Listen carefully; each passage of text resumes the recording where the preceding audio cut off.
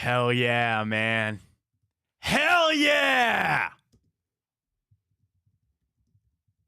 You just beat the Pittsburgh Steelers at home in a semi-playoff race game with your fifth round rookie quarterback. You sacked Kenny Pickett's ass. We'll get to the safety. And you had Dorian Thompson-Robinson go 4 for 4 on a drive for the golden leg that is Dustin Hopkins to propel you to your 7th win of the season. The Cleveland Browns are 7-3. There were years it took us 4 seasons to get to 7 wins. And yet here we are, prime in the position again to go back to the playoffs. Yeah, we're still overcoming the Deshaun Watson injury. Don't worry, Joe Flacco is here. The Flack Man is here. Don't worry about that. But what a win yesterday for the Cleveland Browns. What a defensive effort. Myles Garrett making plays. Dorian Thompson-Robinson getting it done. And the best thing that I could ever say to wake up on a Victory Monday is that you beat the Steelers. Let's go on a Victory Monday right here on Big Play. Welcome to the show, everybody. I am Matt Fontana. He is Ryan Tyler. A very happy good morning on a Victory Monday edition of the show. We got it all lined up. Ohio State won. The Cavs. How about that last night for the Wine and Gold getting it done? And of course, we are just, oh man. There's been... Dude, like, the 3 biggest win, the 49ers win, the Baltimore win, and now this one. Like, I am just on cloud 9 right now. Dude, we've waited a long time to get wins like this. I really feel like this is like 5 years worth of good wins for the Browns this season. And it goes back to, we talk so much about changing the expectations and what you believe with this team, but damn, does it feel good. Oh, man. And just the fact, because I know a lot of Browns fans are in the same boat I am, you have Steelers family members that you got to shoot those texts to this week and maybe even want to wager against family members. I don't know how that played out, but nonetheless, 13-10. Was it pretty? Absolutely not. Did you need Dorian Thompson-Robinson to show up at the end like he did? Absolutely. Yeah, there's an element of the Steelers are not very good, but I truly believe that our defense, say what you want about that offense and that long run from Jaylen Warren, which just sucked. But, like, that's Pittsburgh's problem, man. Like, whatever we did on defense, you completely shut them down.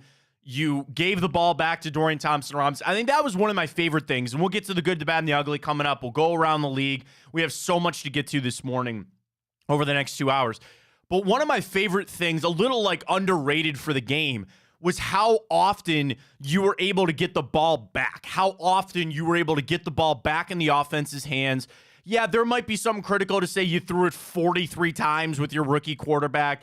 Completion percentage was not there. The drops, yes, the drops. We'll get to that. Threw the 1 pick, okay. But you did what you needed to do as a team effort.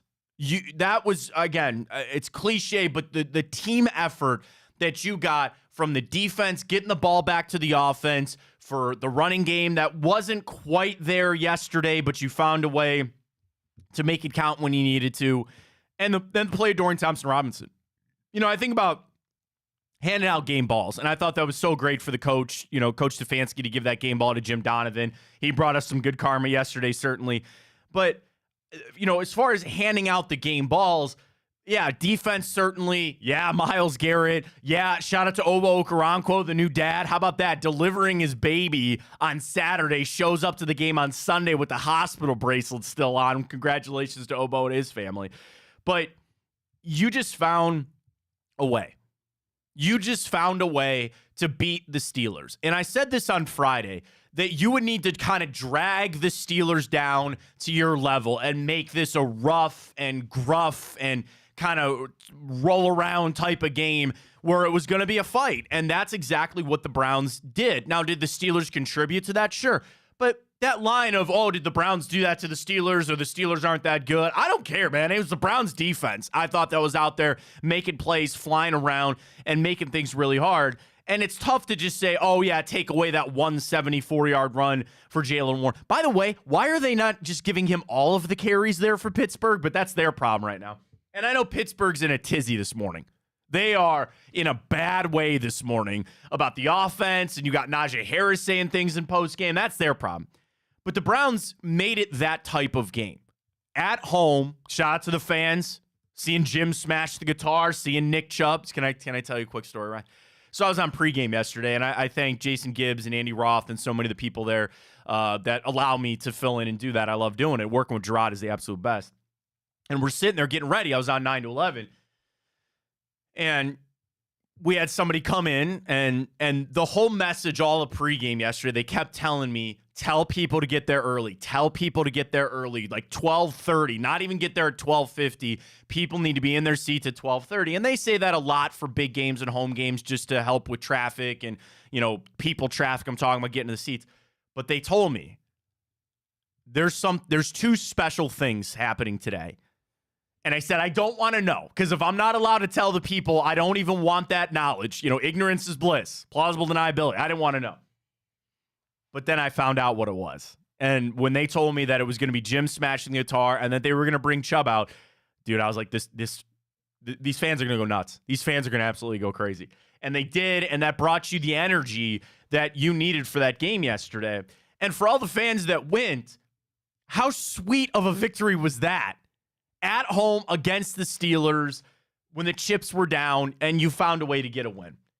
In the box score, you don't get a half a win. You don't get a point of a win because of who you play. That win counts as much as if you beat somebody 42-35. That means as much as if you beat the Chiefs as opposed to beat the Eagles. Yeah, the Steelers might not be, I don't know how they're 6-4, but they are, and you beat them. And you got a win that inches you that much closer to the playoffs. The debate rages on about the division, because I famously said on Thursday I thought it was better that Baltimore got the win because we could focus on the wild card. I don't change that this morning. And that doesn't mean that I'm not full-blown on the Browns making the playoffs. And hell yeah, I'd love them to get back in the division. Let's go. Why not? You're now a half a game behind the Ravens at 8-3. They're 8-3. You're 7-3. So they have their bye coming up. When do they have their bye? It's not this week. No, because that's right. Because I think they're Thursday night. No. I'm sorry. They're Sunday night football against the Chargers. And then they're off next week. So they're off the first week of December. So going to be rooting hard for the Chargers on Sunday night. And yes, the division is still there. But at the worst, I have continued to say 10 wins. That's been my mark, where I think if you can get to 10-7, you are going to make the playoffs. You are 3 games away from that. 3 games away from that with a schedule. Okay, the Rams, yes, and the Broncos, which we thought might chalk up as just wins. And I think the Deshaun Watson injury kind of maybe takes that out, or you can just chalk up wins. But I watch what this team does, and I watch how they come together. And Myles Garrett kind of spoke about this yesterday. We can pull the sound up here quickly, Ryan. So Myles Garrett was asked about this team fighting to get that win yesterday. With everything that had happened, the excuse was built in. If they went out and had a flat performance or lost that game, they didn't. Here's what Myles Garrett had to say about the resiliency of this team. And that's what we're out there to show every time we step on the field. We're as tough as it gets. We're going to be resilient down the stretch. We're going to be consistent. We're going to keep on fighting. Doesn't matter what happens throughout the game. You're going to get the very best out of us for 60 minutes or more, depending on what happens. That we're tough. You got a tough football team. You do.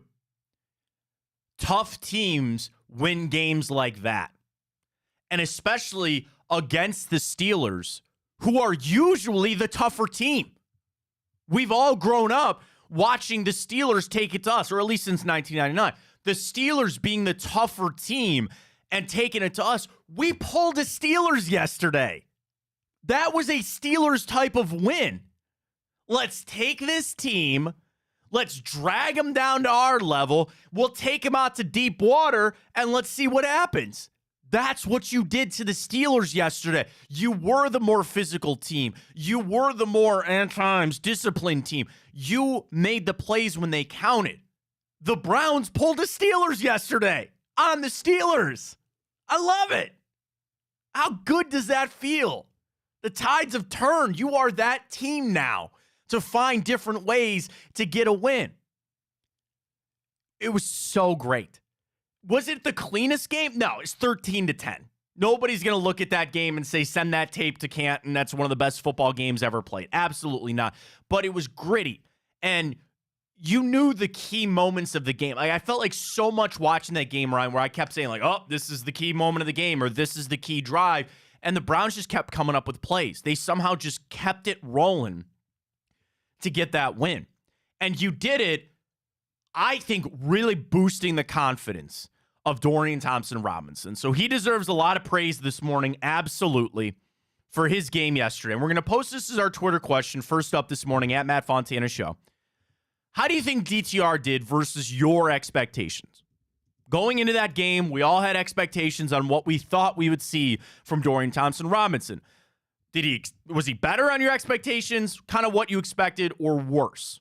As far as how did DTR play versus your expectations? Better, what I expected, or worse? Vote on that. But you're telling me that, he came out of that game. You could see he was crying. I mean, the emotion that goes into that, and knowing that this team surrounded themselves, immersed themselves into saying, we're going to help this guy out. Now, I know he had to overcome the drops, and we're going to talk a little bit about that coming up. But the confidence that you've now given Dorian Thompson-Robinson, I'll say this here today, you start him this weekend against Denver. I'm interested enough to roll this out for a little bit. Now, Flacco's coming. They reportedly signed him yesterday. I'm sure he's coming back today. He'll be on the practice squad, and they'll elevate him. You get the 4 elevations. He'll be up on game day. But I've seen enough from Dorian Thompson-Robinson. I'm intrigued to give him another run. And also with where you're at 7-3, every game is important. Every win is important. But if he goes out and they fall against Denver, that's okay. We've afforded ourselves this little bit of a runway right now.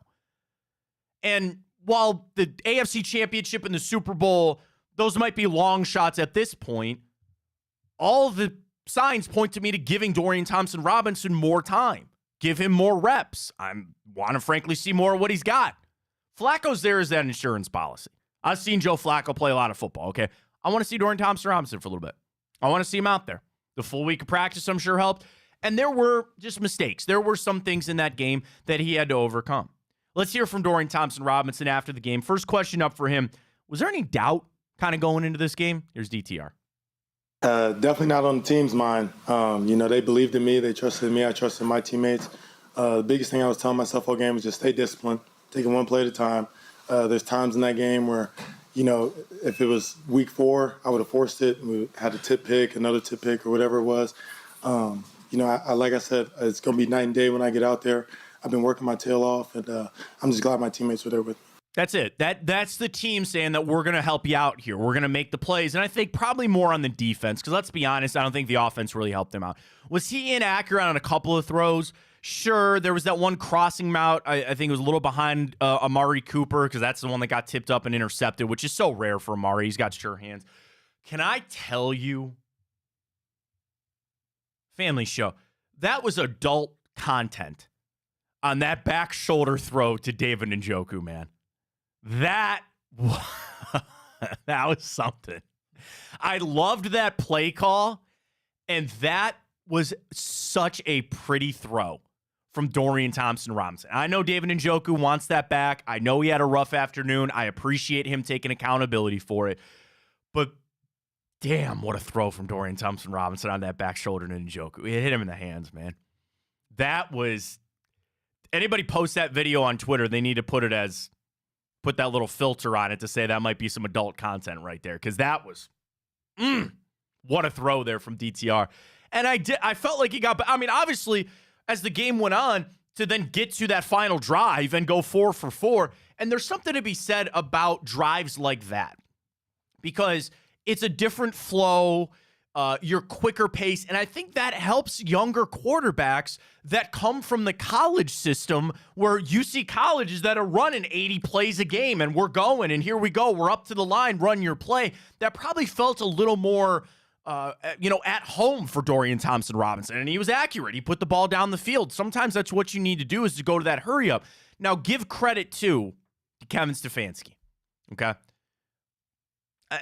Stefanski deserves all the credit in the world. I'm not trying to turn this into a debate about him anymore. I think it's asinine. But the game plan was what you needed. That was a ball control, time of possession type of game. And they played it that way. And there wasn't opportunity. There weren't too many opportunities that you sit there and say, all right, is this a fourth down we're going for? Most of the time you walk down and you go, no, punt it away. Let your defense play it out. There was a point in the game, Ryan, I want to say it was the second quarter for me. And as the game was playing out, we were kind of getting the feel and how things were going to go. I said to myself, you keep driving the football, keep trying to get down the field. But I said to myself, keep giving it. If you need to punt. Keep giving it back to Pittsburgh until they prove to me that they can actually do anything with it. And yeah, was it the first or second play in the second half? Jaylen Warren goes for that touchdown, bad angles, whatever. But I go, lean on your defense here. Punt that ball away. If fourth down, punt it away. Don't even think about it. And I will change the game and the game plan once Pittsburgh proves to me that they can do a damn thing. And they didn't. Not once in that game did I sit there and I go, yeah, man, we're really worried about Pittsburgh going down the field on them right now. And that's how that game had to play out. Give credit to Kevin Stefanski for that. I thought the game plan was good. I thought the opening script was fine for DTR, and they protected him. What was the name of the game yesterday? Get the ball out. Don't let TJ Watt get to him. Get the ball out. Even on that rotation of James Hudson and DeJuan Jones, I thought was an interesting wrinkle to the game plan, where Jones, clearly wasn't good enough to go in the game fully. Give credit to DeJuan for fighting through that, and give credit to the Browns to try to run it out the way they did. Hey, man, we'll rotate on through. We'll try to stymie TJ Watt a little bit. And here's the thing. In any game, TJ Watt's going to get his. It's almost like Myles Garrett. He's going to get a sack, okay? Watt just one and 2 tackles for a loss. That is one of the best things about yesterday. There was 1 sack. That's it. You want to get some comfortability for your rookie quarterback? 1 sack. 1. Man, that offensive line. And I really think offensive line, but the gameplay, you could tell that ball was coming out quick. They were just firing it as quick as they could. Now they had to overcome the drops. DTR asked about it after the game. That could be a frustrating thing. And I give him credit for kind of soldiering through that. Here's DTR talking about the drops. Shoot, did you see my first start? So, those guys had faith in me after that game. And I couldn't have no choice but to have faith in those guys today. Dave's going to make a bunch of plays this year, same with Elijah and all those guys. So I have no choice but to get the ball out of my hands and get it in their hands because they're a special playmaker. That would be easy for a rookie to let that weigh him down or say, I can't go back to that guy. That's something you start to get the pity. Woe is me. They're not catching anything. They persevered. They found their way through it. Very uncharacteristic. And I truly think this, Ryan, what would that game be with just even half of those drops not happening? And people come up with reasons. He throws a different football than Watson. I don't catch the damn ball. Catch the damn ball. And I know we have good pass catchers on this team. I do. So I'm not overly concerned about that moving forward. So you imagine you fix some of that, you clean that up, and Dorian Thompson-Robinson's got an even better game out there for the Cleveland Browns. So our question is up. On your expectations for DTR going into that game, how do you think he did? How do you think he did? Did he exceed your expectations? He's about what you thought, or he was somehow worse. I'm going to say he exceeded my expectations. The completion percentage, not great. Throwing it 43 times, kind of eh. But he did what we asked him to on the ground. 3 carries for 20 yards, picking up some big plays there. We'll get to the refereeing, man, their reviews and all that kind of stuff. But the one he dove at the first down marker and all that kind of stuff. He made winning plays. The one pick, I don't really kind of fault him for that. So I think he exceeded my expectations. The only thing, if he would have thrown that touchdown, which again, I kind of give him that touchdown. That was a touchdown-worthy pass. So I'm going to say that he threw a touchdown in that game. He really should have. Ryan, he exceeded my expectations. I thought he played really well. Yeah, I would say he exceeded my expectations as well.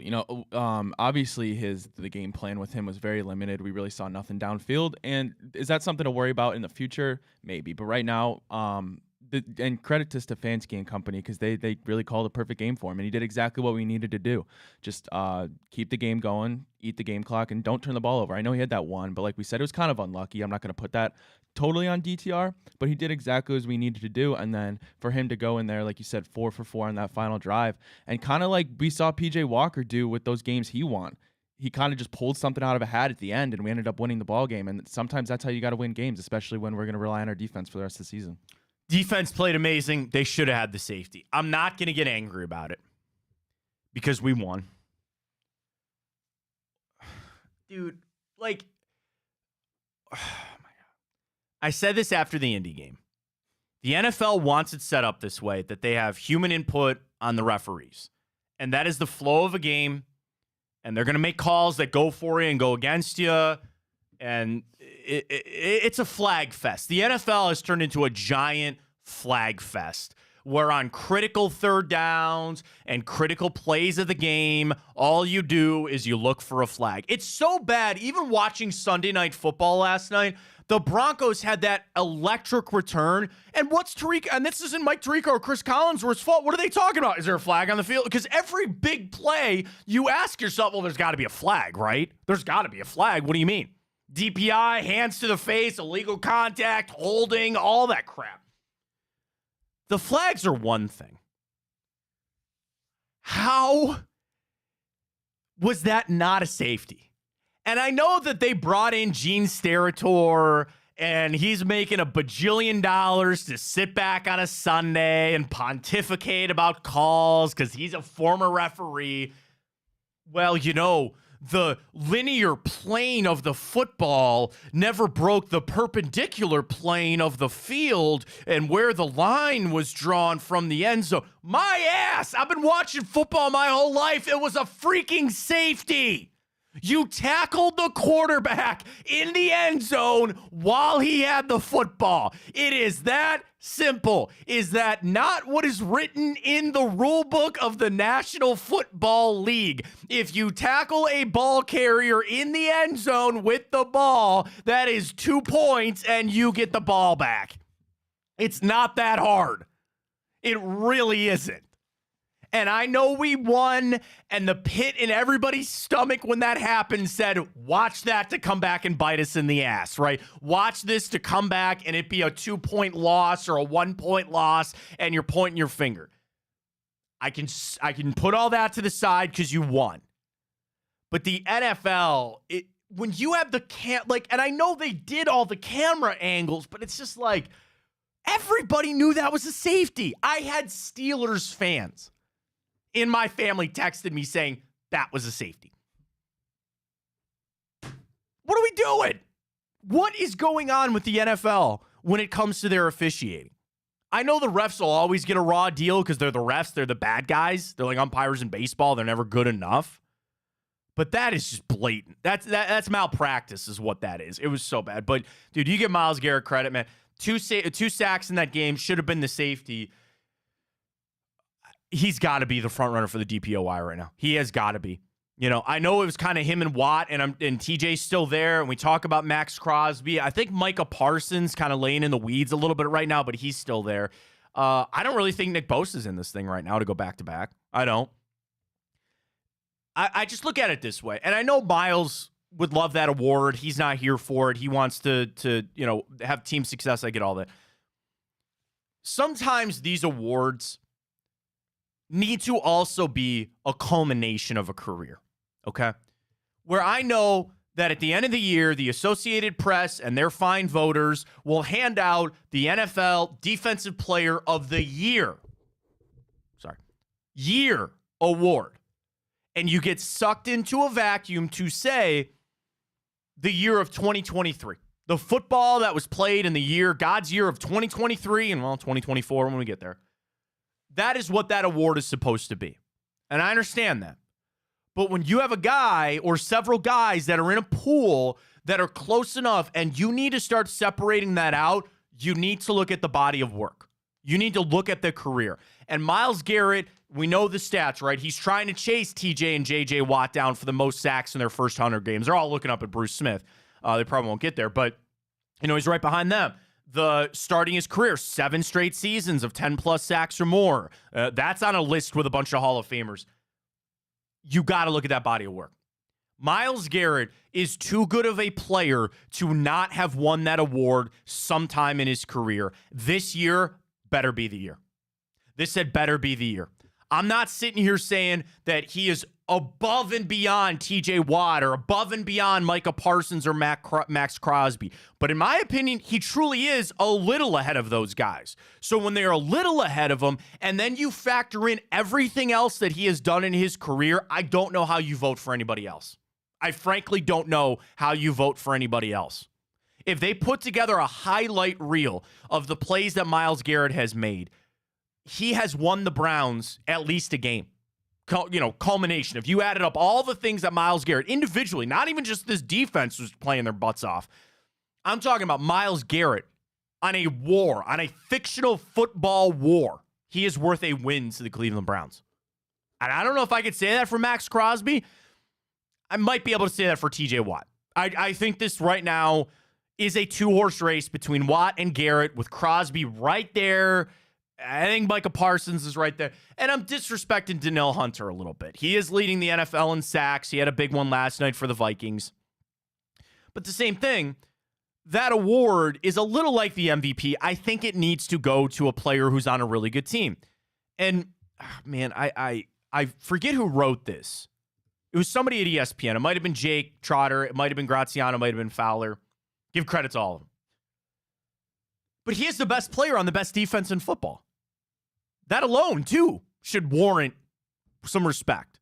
And I know it goes back and forth on who has the best defense in football. The Browns have one of the best defenses in football. Some metrics tell you the best. And he's the best player on it. I don't need to make the campaign for him because the campaign's already been rolling and it's strong. But just from what I've seen, and there's still football left, if Myles Garrett doesn't win the Defensive Player of the Year this year, I'm going to be really pissed. I'm going to be mad for him. I know he's not going to be, again, he wants team success and all that kind of stuff. But if he doesn't win it this year, after everything that he's done, and then again, including the culmination of his career, then I don't know what we're doing here. I don't know what we're doing. He deserves it. I think he's the best player. I think he's the best defense player in football. I truly do. I do. And that's the thing. I know, Deron Bland has those pick sixes. Did you see that stat, by the way? Yeah, what is it now, 4? He has 4 pick sixes. He's a cornerback for the Dallas Cowboys. He has as many receiving touchdowns as Devontae Adams. He has 4 pick sixes. He has the same amount of receiving touchdowns as Devontae Adams. Isn't that crazy? That's insane. So, I mean, that's the thing. I don't see a DB out there that's like Darrelle Revis type, and of the pass rushers, he's there. He's a part of it. So, Myles Garrett, absolutely great game. It should have been a safety. And I hope I'm sure the league will review that. And I don't know if it's not like they do the 2-minute report in the NBA or anything like that, but they need to review that. They really do. Ryan, are we back in the division race now? Have you recalibrated yourself to say that the division is still attainable? Because I said this a little bit earlier. I'm on the wild card. I was last week, and that wasn't me like fanning scared. I will tell you the moment of weakness that I have talking about the division is this. Baltimore's schedule on the way out is brutal. So they go Chargers, bye, Rams, Jacksonville, at the 49ers, home against the Dolphins. 3-game stretch there of division-leading teams. And I know Jacksonville can be a little Jekyll and Hyde. Trevor Lawrence gets 4 touchdowns like he did yesterday. He'll be doing all right against Baltimore. And the 49ers and Dolphins are top class of the NFL. And I know the Ravens are too. So it's like, I'm actually selling myself short as a fan. I have no reason to not jump head first into the pool of we're winning the division. You're a half game back. And Baltimore's got a brutal schedule. The thing is the quarterback, right? That's the question. And I've said this, give Dorian Thompson-Robinson another start. I know he's going to improve. I know he's going to get better. But, Ryan, am I wrong? Tell me I'm wrong. Tell me I'm wrong for basically giving up on the division. You could say it. I mean, you're not wrong. I mean, if we can You're go, not wrong, if, Walter. If we can go 2-0 on this little West Coast trip, then I think we can win the division. It's just like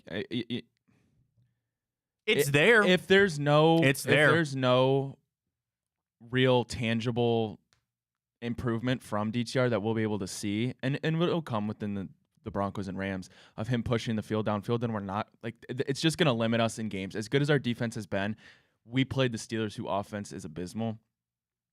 So when we start playing teams like the Texans, like not Cincinnati really anymore without Burrow, but teams with that firepower, maybe that's later this season or into the playoffs, it's going to be hard to win those games. But just to your original point, you're not wrong, but it's still going to be really hard to win this division. Yeah, that's my thing. And winning just cures all. Winning will take care of itself. And again, 10 wins, I think, gets you in the dance. I think 10 wins. And really, I hate doing this, but is there a world that 9 could get you in? Okay. Let's take a look at the NFL standings as it right now today, going into a huge, I cannot wait to get some bets in on Tipico.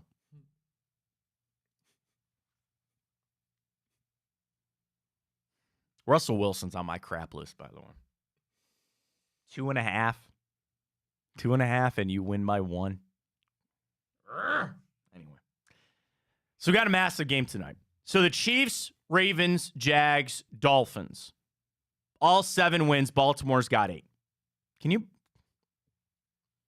Ryan, the Browns have the same amount of wins as the Dolphins and the Chiefs this morning. Well, I mean, we're what? If I think if Kansas City loses, we're like half a game back from the number 1 seed. Yeah, well, it's Baltimore. They're 8-3, so Kansas City plays tonight at 7-2. I'm gonna send that tweet out this morning. We wake up this morning.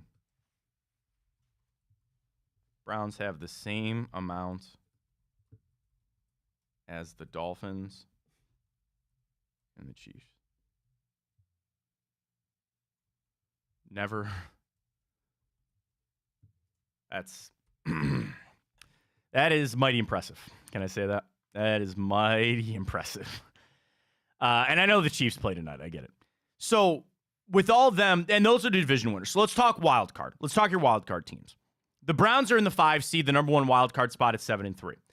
All of the other wild card teams right now: Houston at 6-4, Pittsburgh at 6-4, and Buffalo are 6-5. Those are your teams contending. And let's call it for what it is. I think those are the only wild card contending teams. I don't know if I really believe in the Broncos at 5-5, and the Chargers are sunk. They're done. So the thing is, they have 6 wins. Is there a world that 9 could get you that last seed? Potentially. But if anything, I know that 10 is the lock.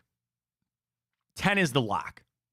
If you had 8 teams or 10 teams that were all kind of hovering right around 7 wins, right, which I guess they are, but the divide is there. I guess the way that I'm looking at it is you basically have your 7 teams. I think you have your 7, maybe 8 teams that you believe are going to go make the playoffs. Not all of them are going to win 10 games. So I know 10's going to make it with an outside chance that 9 will do it too.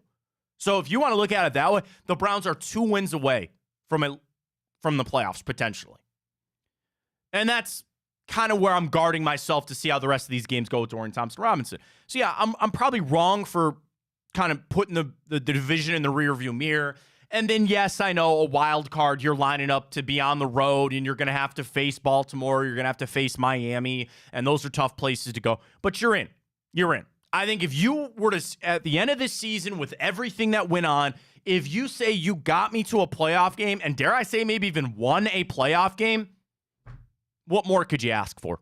Truly, what more could you ask for of this team that had to go through all this stuff this year? So the division's still there. I'm really kind of focused back on the wild card. That's kind of where I'm at. To Joe Flacco. So he's here. He's coming. He's going to be joining the Cleveland Browns on the practice squad. I read into it with the best case scenario to say what? I look at it and say, he's your insurance policy. That's all you need him for. Dorian Thompson-Robinson showed me enough in this game. He deserves another start.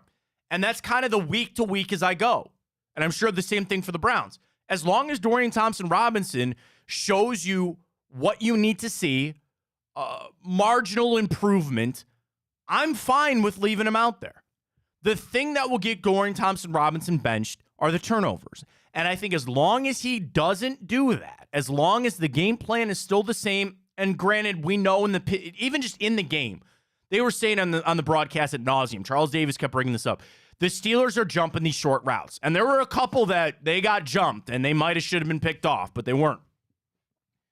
So you know that the teams, Denver coming up this week, they are going to game plan for the short stuff, and they're going to game plan to try to make Dorian Thompson-Robinson have to throw down the field. That eventually will have to evolve. But as long as he's not turning the football over, I'm fine with him starting, because that's probably the one thing when you turn into Joe Flacco, that would be the one thing.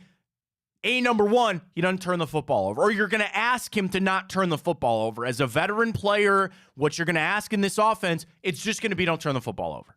So as long as Dorian Thompson-Robinson is doing the number one thing that you would ask Joe Flacco to do, keep Dorian Thompson-Robinson in there for what he brings you on the ground and just the future development. I know Joe Flacco will not be on the Cleveland Browns next year. Dorian Thompson-Robinson will. Let him play. And I think for the locker room, they'd like to see it more with DTR. They have that level of comfort. Those guys in that locker room are professionals. They know the game. So they feel a little comfort to have Joe Flacco there. But everybody in that locker room wants to see Dorian Thompson-Robinson start. Everybody does. Give them what they want. The fans want Dorian Thompson-Robinson to start. Let him do it. It just comes to the turnovers. If he can avoid those for however many games, I'm assuming hopefully starting all of them here on out, if you can avoid that, let it roll. Let it roll with Dorian Thompson-Robinson as your starting quarterback. And where you go from there, or what this plays out, remains to be seen. Brown's schedule is not a cakewalk by any stretch of the imagination, but you got your toughest games out of the way. Frankly, I think you won. How crazy is this? I think the Browns won 3 of their 5 toughest games this season. The 49ers, the Ravens, and the Steelers. I think the other tough game was the first Ravens game that you lost, and maybe the Seahawks game. And yeah, you lost to the Steelers early in the season. That, I guess, was like a semi-tough game. And you beat the Bengals, if you want to count that as a tough game. But nonetheless, of the games, you know what I'm talking about, the tough games, the good games the Browns have played in, they've won the majority of them. They have won the majority of them. That's the team. That tells you all you need to know about a team. They've won 5 out of their last 6 games. It's impressive. It is extremely impressive, the job that Kevin Stefanski and these players have done to rally behind this. You could have chalked it up, man. And nobody would have batted an eye. Nobody would have batted an eye to say you lost Nick Chubb and you lost Deshaun Watson. There was every built-in excuse. And this team just continues to find a way to win. And that brand of football that they're playing, I think, works, right? Is Kenny Pickett good? No, he is not. And we'll get to the good, the bad, and the ugly coming up. About, 10:15. We'll get that around coming up. That was not the Miami Dolphins we played yesterday. That was not the San Francisco offense. They're so bad, man. I don't want to talk Pittsburgh this morning, but what are they doing? And now, that's all coming out now. The smoke and the fire, and Najee Harris is saying this. George Pickens is pissed off. They got real problems over there for Pittsburgh. But what you see out of that Browns defense, I think that goes against anybody. When you do what you needed to do against Baltimore, I guess the way that I look at it is this. The defense is more adaptable. I see this defense playing in a lot of different ways. And I think that's really hard for offenses to figure out. That's a way you can win. In today's NFL, where it is all about the passing and it's all about the quarterbacks and they want 42 points a game, I get that. And the Browns are going to have to lean on their defense. They have no choice, but they're not breaking. They are leaning so hard on this defense, and they're finding ways. And it's not just Myles Garrett. And that's my point about the adaptability. One game, it was all the D-line, Dalvin Tomlinson and Shelby Harris. Who was it yesterday? It was Obo Okoronkwo making some big plays. Adarius Smith getting in there. DB's making some plays when you need him to. They can do it a lot of different ways. And that's a credit to Jim Schwartz, one of the best hires I think I've ever seen in this town, coming in to play defensive coordinator, and the players in the roster that they built. So that's when I look at the rest of the schedule, watching the Broncos play last night. Did they really give you a lot of fear on offense? No, I take the Browns defense. Watching the Rams a lot like I did yesterday. Bad loss for Seattle. I know Geno Smith got hurt, but you look at the Rams, Cooper Kupp left that game with an injury. They're not, okay, Puka Nacua and Darrell Henderson. Slow them down, you'll be just fine. The Jags, okay, that might be a problem. Bears, I mean, you're looking at some offenses that I'm going to lean on the defense. I look at a lot of the games on the way out, and Broncos, Rams, Jags, Bears, Texans, Jets, and Bengals. That is 7 games left. I can say pretty unequivocally, Ryan, that at a minimum, 4 games, the Browns defense is light years better than the offense that they're playing. Should be the Rams, should be the Bears, should be the Jets, and it should be the Bengals. I'll give you a flip on the Texans, maybe the Broncos, and then, of course, the Jags offense is pretty good. And, yeah, I'm sleeping a little on Justin Fields. Okay, fine. Look at the Jets offense. Look at that mess. Robert Saleh's already coming out, and we'll go around the league coming up at 10. They already got quarterback problems there. Of your 7 games left, there are 4 or 5 that I can look just at the defense for the Cleveland Browns and say, you're going to get us a win on that Sunday. You're going to get us that win, or Thursday against the Jets. You're going to get us that win because you are just that much better than the offense that you're facing. On top of the swag and the momentum and all the other things that the Browns defense have going for them right now. Tell me they're not on a high right now. They're on a streak, and they're playing well, and they're playing different, too. Pittsburgh had nothing for them yesterday outside of that one run. That one run, which is a really bad angle by Rodney McLeod, and Greg Newsome missed the tackle, and I get it. But they're pretty sound on that side of the football, which is pretty great to say. Twitter question is still up, at Matt Fontana Show. We asked everybody, how did Dorian Thompson-Robinson play versus your expectations? Played above them, played about what you thought, or played below. 66% of the vote says he played as expected. 25% say he played above expectations. 8.5% said below. Pat tweets, I feel like he played as well as expected, but had some passes where a receiver took a loss for catching it. Need to learn how to throw the ball away. I'll listen to that. Justin, it was nice to see Kevin put in a game plan that suited him and found success. If DTR remains the starter, we will have to find a way to stretch the field. I agree with you, Justin, and I think that's kind of like, what's the word I'm looking for? It's kind of like, that's like a level 200 class. When you go to college and there's, intro to this. Okay, we got past the level 100 class. Pushing it down the field, that's like a level 250. That's like a 250 type of class there. And I'm sure they'll get there, and they're going to have to. At least at this point, you have to give them the impression that you're going to throw it deep. Even if you miss it or throw it away, just give me a couple here and there to give the defense to think about. A lot of Browns will continue on with this morning. It was an amazing game for them yesterday in a lot of different ways. Feeling really good about it. We've already opened up on Tipico. Browns are a 2-point dog going on the road to Denver. I think that's fair.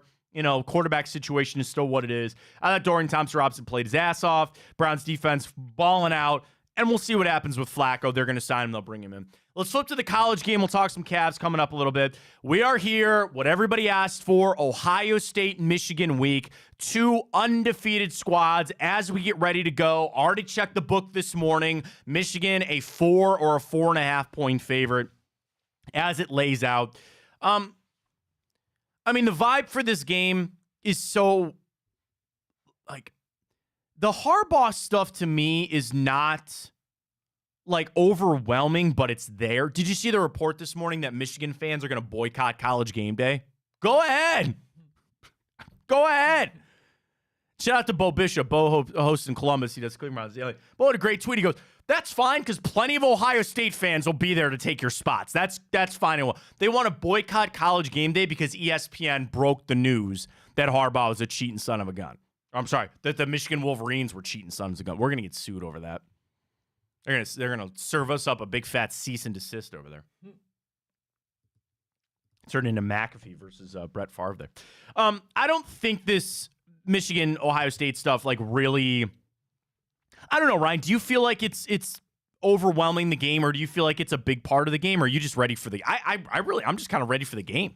Yeah, I'm just ready for the game. I'm tired of hearing all about it. And I mean, if they beat Ohio State without Harbaugh, then fine, be it. Like I said, I'm not necessarily the biggest Buckeye fan, so I don't really care what happens in the game. But I'm just sick and tired of hearing about all this. And it's clearly just Michigan. They're stupid.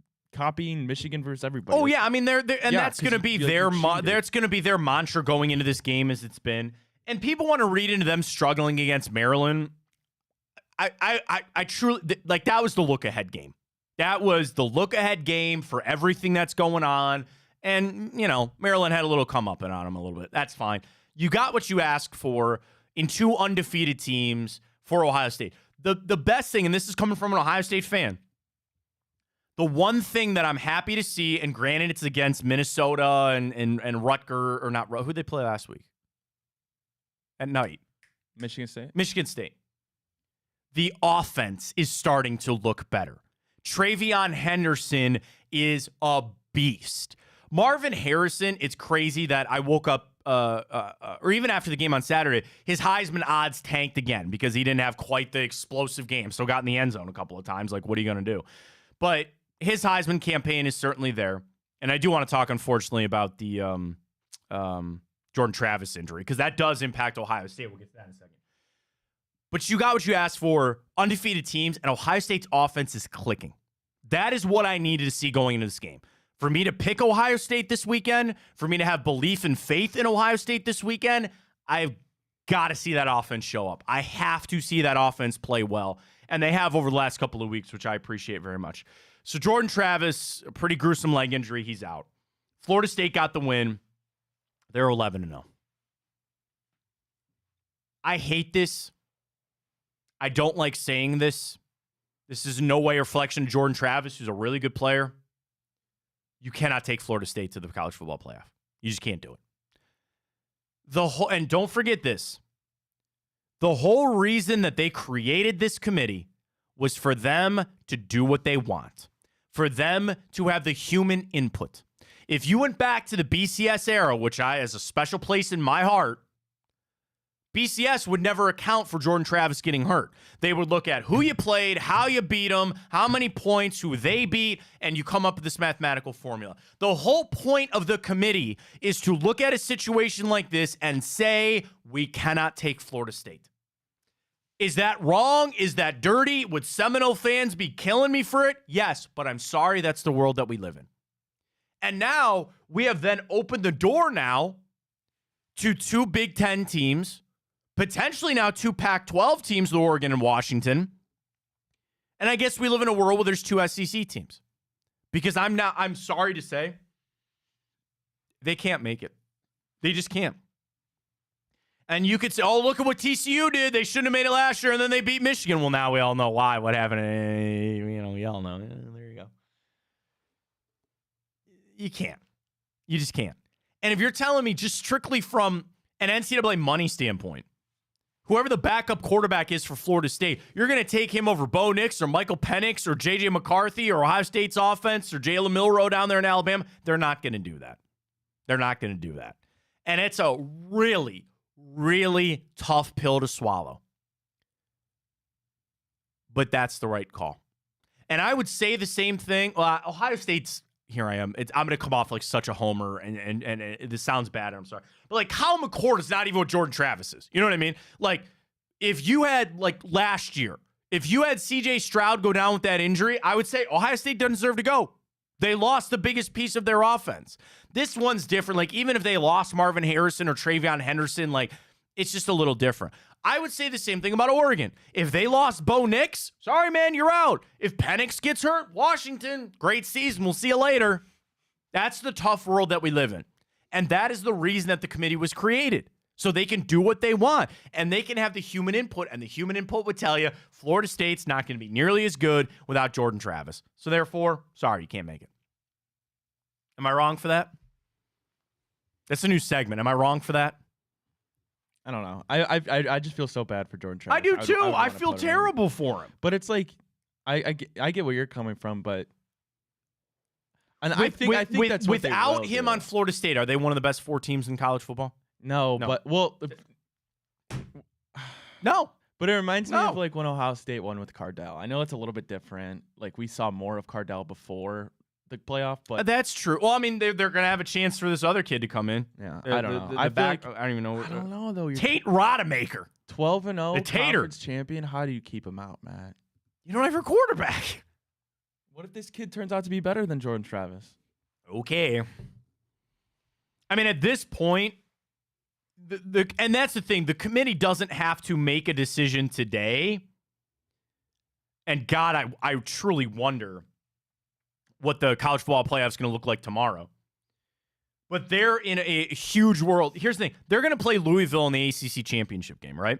Louisville's only got 1 loss. So you know what the Cardinals are going to start doing? They're going to start making their case to make it. Not everybody can make it. You know the article I read this morning on ESPN.com, Ron? You know what the headline was? The 12-team playoff is a year too late. You're damn right it is. Because this is dude, this would be a prime year for it. These would be your 12 playoff teams.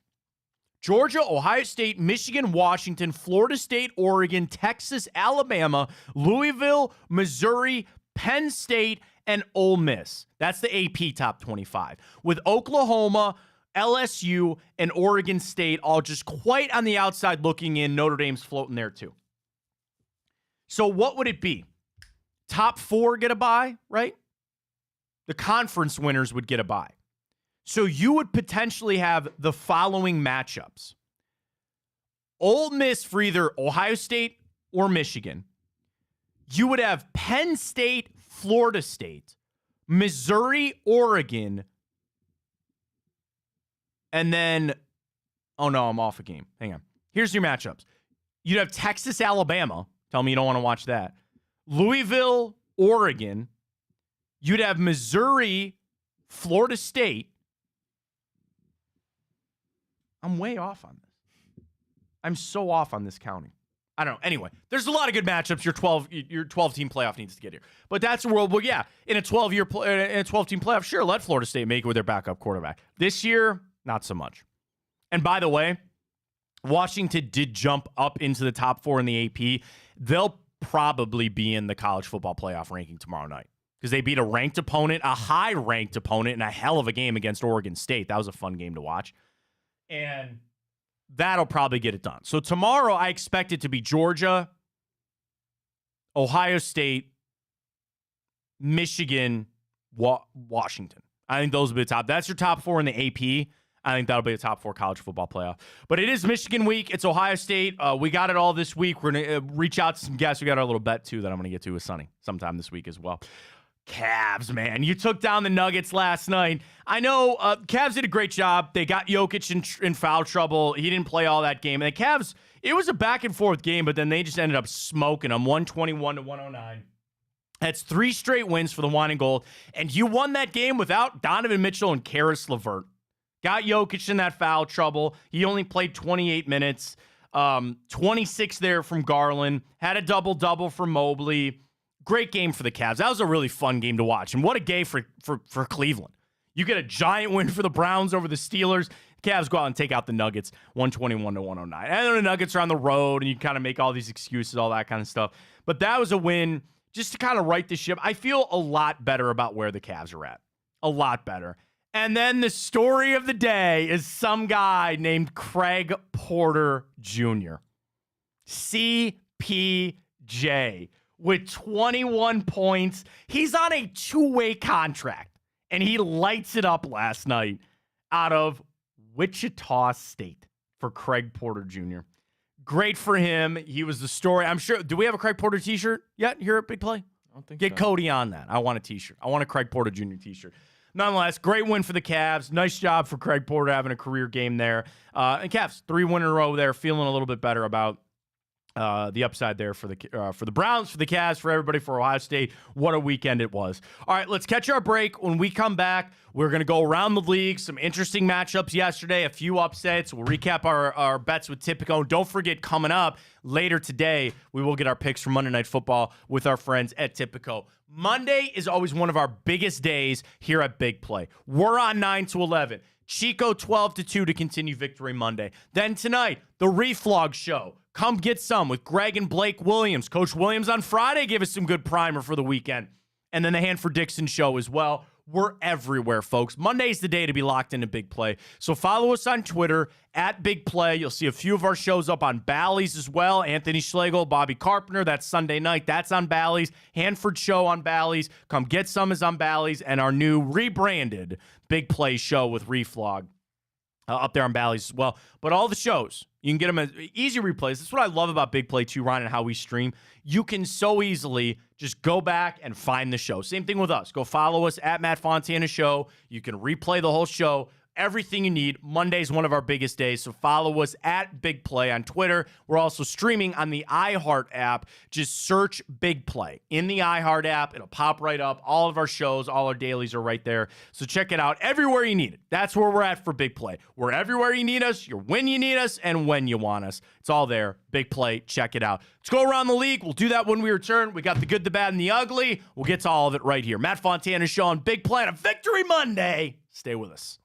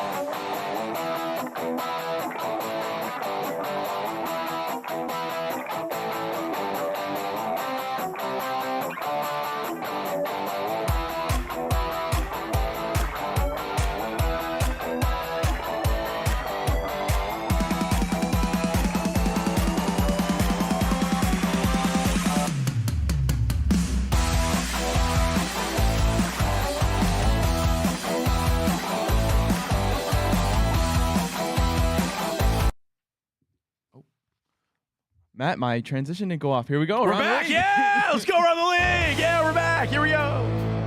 We're back. Welcome back.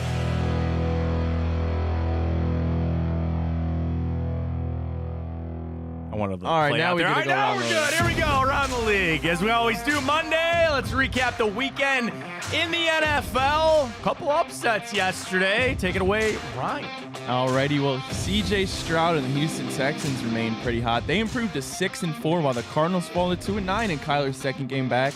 C.J. Stroud, another stellar game, 336 yards, 2 touchdowns. Did have an uncharacteristic 3 picks, but they got it done through the air and on the ground. Devin Singletary, $112 and a touchdown. I mean, that was probably the thing. Dude, how good is Tank Dell, too, by the way? What a draft pick for them.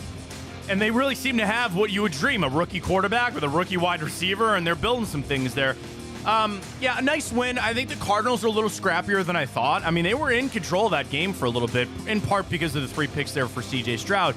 But those are the type of things, man, that you start building a young player to say, overcoming stuff like that. You don't want to throw a 3-pick game, but here's the thing. You're going to at some point in your career. And how do you handle it? And how do you kind of overcome all that?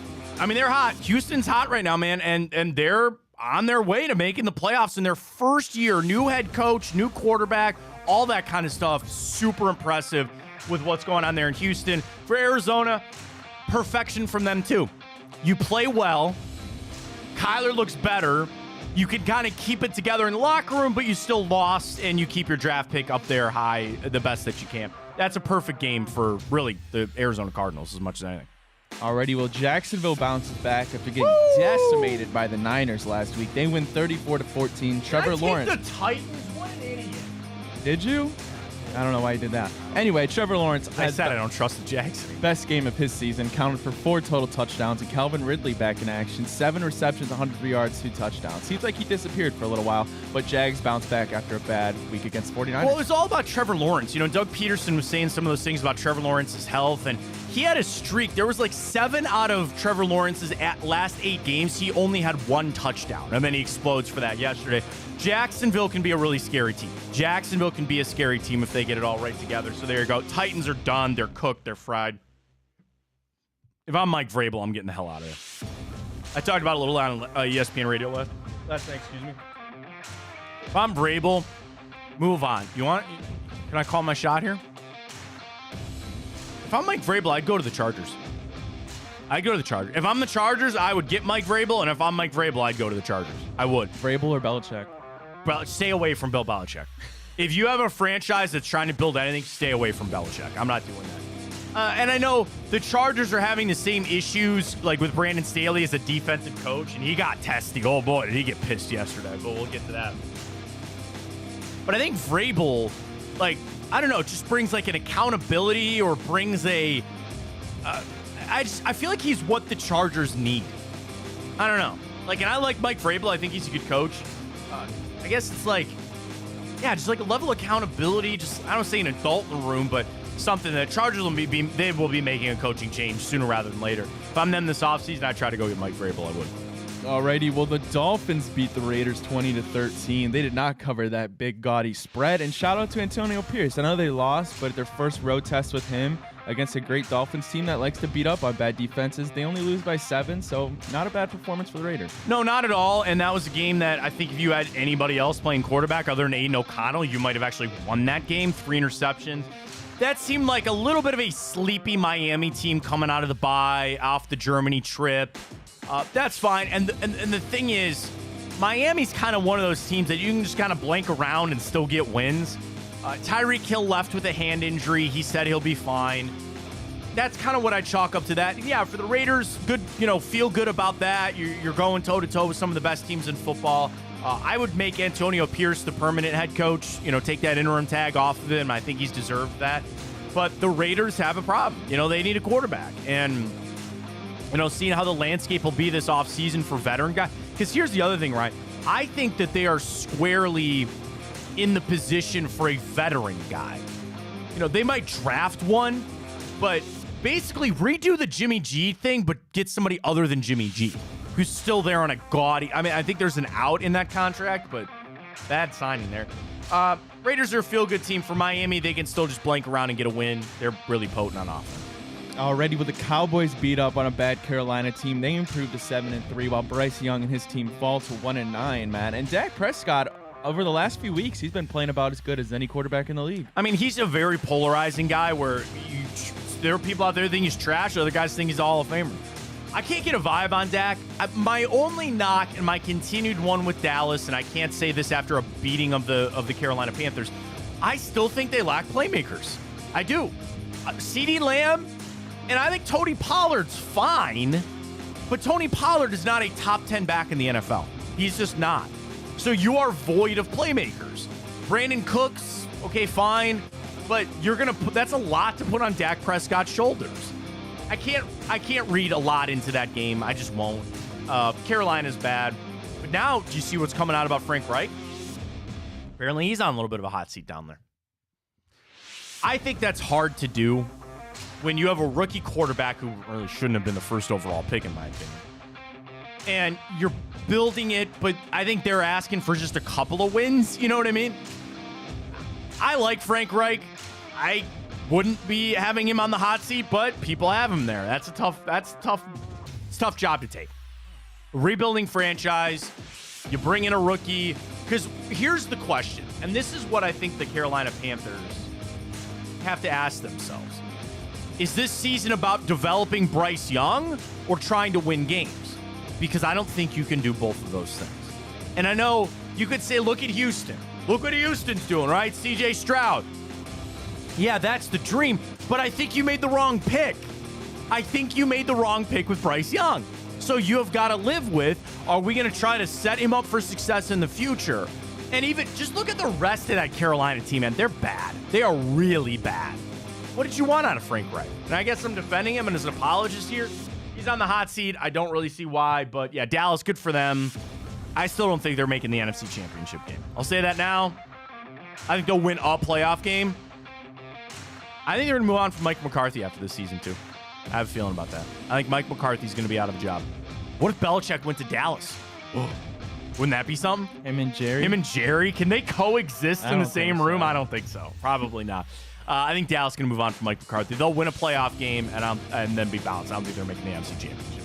Already, will the Lions improve to 8-2? They escape a potential upset there with the Bears. They win 31-26. Goff, 236 yards, 2 touchdowns, 3 interceptions, but that didn't stop him from winning the game. Justin Fields is back in action. $104 on the ground, Matt. However, the Lions get it done. They do. That's Dan Campbell, man. That's what he is. You see him after the game, and he's going crazy, and they're feeling it up there in Detroit. And it's crazy because everybody's jumping on this stat that it's like the first time since the merger that the Browns and the Lions have both at least 7 wins in the first 10 games. And then there's something else that it's never happened, that the Jags, Lions, and Browns have the records that they do through 10 games. So really impressive stuff there for Detroit. Again, I think a playoff team that I don't think is going to the NFC Championship game. Goff's fine. I like Amon-Ra St. Brown. Their name of the game needs to be the run game. Montgomery and Jahmyr Gibbs, they both got that touchdown. I think for Chicago, they probably had to ease Justin Fields back into that game a little bit. You see his finger was bleeding in the game and all that kind of stuff. They came out. The big story out of Chicago came from Jay Glazer on Sunday morning was that the Bears would have to be blown away with one of these rookie quarterbacks to draft them and move on from Justin Fields. Excuse me. You take that for face value, sure. Ryan, wouldn't that also be another team that's just posturing? I don't know. Because the Bears are in the driver's seat in this damn thing, right? NFL draft order. Right now this morning, they have the first and I believe third picks. Our internet's at a snail's pace. We have the Kenny Pickett of internets this morning right now on the show. So we're playing. Just because I don't want to speak out of school here. I'm pulling a tank about it. Yeah, so right now it'd be you're hardwired over there. Pull me up the draft order. Yeah, so Chicago has the number 1 pick right now because of that Carolina. Number 2 is Arizona. Okay. 3 is New England, and then Chicago's again at 4. Yeah, so there you go. So that's where they will trade that pick. They will trade that first overall pick to a team that wants Caleb Williams. I know there's a lot of discussion being had with Caleb Williams right now. He will still be the first overall pick. The NFL scouting people tell you Yeah, okay, he doesn't talk to the media. Yeah, he hasn't had a great season. They still feel like he's a generational type talent. He's going to go 1. So the Bears are sitting pretty. Trade him away. And here's the thing. I think Justin Fields can be really good in the NFL. I think Justin Fields can be really good in the NFL. He can avoid the injuries, get some playmakers around him. Eberflus will be out of there. You get him, please. And again, CJ Stroud and DeMeco Ryans are bucking this trend. And I get it. You get a young quarterback, give him an offensive mind to help him out. And the thing is, that statement is patently false right now. Look what DeMeco Ryans as a defensive guy is doing with CJ Stroud. Look what Frank Reich, an offensive mind, is doing with Bryce Young. Get Justin Fields some help. Get Justin Fields some help on that offensive side, and I think he'll be just fine. So I do believe the Bears are going to ride it out. Well, Chargers fall to 4-6. They lose to Green Bay 20-23. Jordan Love with a pretty impressive game, 322 and 2 touchdowns. But man, is there trouble in Los Angeles, and Staley can feel that heat on his seat, that's for sure. Oh, he got testy after the game. Testy. Somebody asked him, are you going to keep calling defensive plays? Can you pull it? Is there any way you could Google that real quick? Do we have the capability to do that? Yeah, I can find it. All right. Google it. It's on Twitter. I know it's on Twitter. I mean, he got legit pissed at a legitimate question. The question is, are you going to keep calling plays? And he was like, how dare you ask me that question? How dare you ask me that question? Well, bro, you're a defensive-minded guy where the defense, I guess, you only give up this many points, 21 or 23, and you assume that Justin Herbert will play better. But did you see that insane stat about the Chargers? They're 0-7 in their last 7 games decided by 3 points or less. It's like the longest streak in the NFL. They don't win close games. And maybe that's on the defense. I frankly think there's a lot of stink on Justin Herbert right now. Because they brought Kellen Moore in, and everybody thought everything would just be, it'll be fixed, right? No problem. Herbert, 260, 2 touchdowns yesterday, but he was their leading rusher at 73 yards. Eckler didn't have a great day. Keenan Allen is, I think, still. That's what I'm saying. Like, I look at that offense, and I'm like, they should be better than that. But Staley's going to get fired. I'm surprised he hasn't been fired already. Yeah, did we want to hear? Did you find it? Yeah. Here's Brandon Staley. Meltdown. Execution. We had plenty of opportunities today, and just didn't capitalize on enough of them to finish the game. And here it comes. This is a tough one. We got to put it behind us, and we've got AFC games in front of us, and we got to put our focus to Baltimore. You talked a lot about execution in recent weeks as the reason why the defense isn't performing. Why are you guys not executing? Why is that part so inconsistent for you guys defensively? Yeah, we just we haven't found that rhythm consistently in the secondary. That's right now. I thought we did a really good job against the run in this game. I thought we rushed well enough to win. We weren't able to turn them over, and there's these plays that that really hijack our rhythm, in the passing game, and that's where we got to put our focus. That's where it's been, and until we get that solved consistently, you're going to continue to see results like today because there's a lot of good defense being played out there, but then, you can't foul on 3rd and 20. You can't cut people loose. You fast forward maybe a little bit. I gotta find. There's just one cut that I have full confidence. They see the product in the field and Be responsible for it, and I take full responsibility. Yeah, go back. We to lost as on a that team one. today. This is a team. Stop making it about one unit because that's not what happened out there today. Our team lost, and I am fully responsible for it, and I take full responsibility. But we lost as a team today, and that's the storyline. Go back a little bit further. So I just want to, because there's one that they ask him straight up about calling plays on defense. Give He ourselves gets a chance to super win pissed. every single week with the game plans that we Super have. pissed. That situation, and he turned them loose. I think your fan base would hear full confidence, right, in everything that you're doing. All right, that's fine. That's fine. You hear him get that little upset right there. He got even more mad when somebody. He almost went to the Saban. I'm not gonna do it, so quit asking. Like that's borderline of what he did.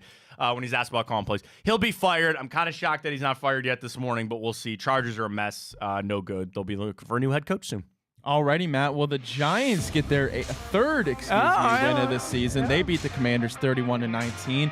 And Tommy DeVito, 246 yards and 3 touchdowns on the day. They get the win, surprisingly. Very surprising. Do you know that Tommy DeVito has more 3-touchdown passing games in his career than Kenny Pickett?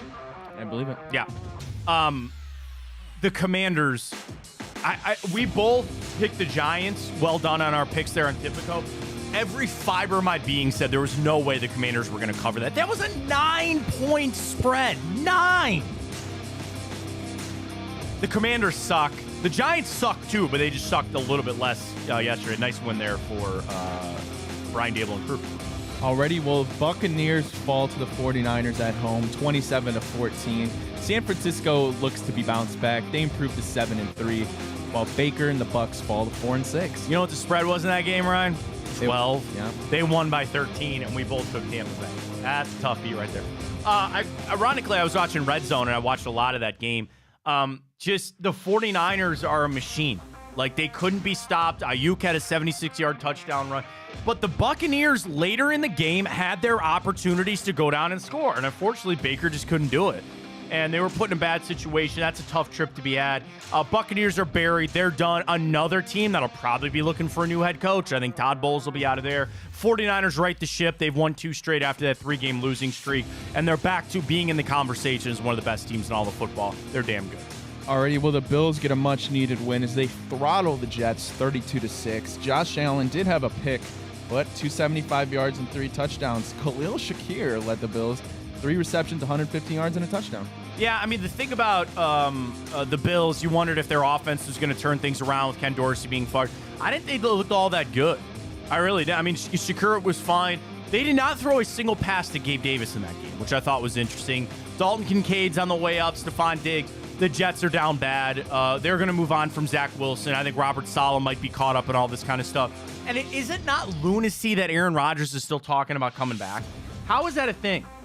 Like, he's sending them workout videos to say, like, that he's going to try to come back in a couple of weeks? Why? Why? In what world, in what point do you think it matters to come back this season? So, I don't know. The nice thing is you got the Jets Thursday Night Football late in the season, and they should be good and cooked at that point. Alrighty, well, the Rams get the victory against the Seahawks. They sweep them on the season. They come back in the fourth quarter. They win 17-16. They do lose Cooper Kupp, and Matt Stafford got banged up at the end. Yeah, and they also, Geno Smith got hurt in that game because he had to come back. And really, that game got lost because Drew Lock threw a horrible interception. Geno Smith had to go out with a tricep injury. They have a short week coming up for Seattle.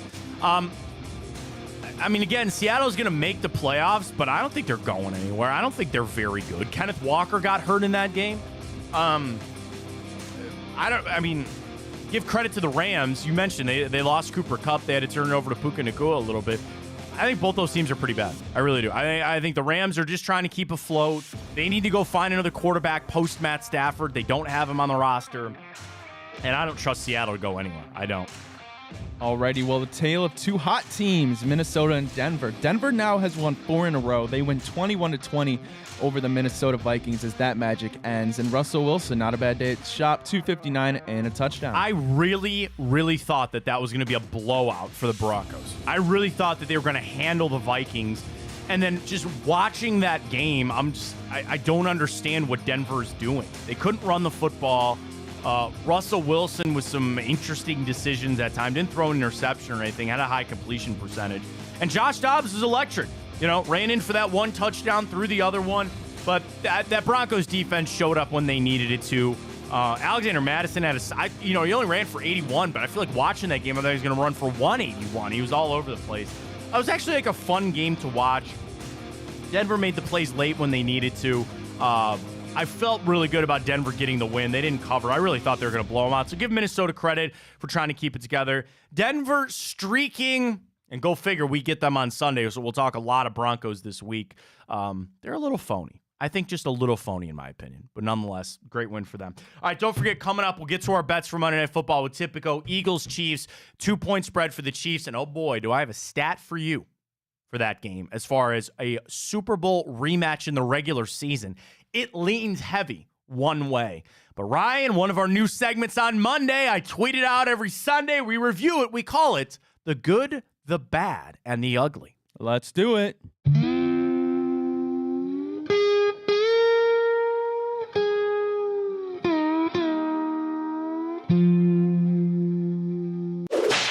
Oh, I like it. Yeah. It's not Get a little Western it's here. not quite the theme. I know that. We can't play the theme here, but we're going to get a little Western on you. The good, the bad, and the ugly. Every Sunday, I tweet this out following the Browns game, and I just run through some of the things that I thought were really good, some of the things I didn't like so much, and quite the ugly. We start with the good. Number one, Myles Garrett has made his Defensive Player of the Year statement. And I went off on this a little bit earlier in the show to say, I think he should be the front runner. I think he should win this award.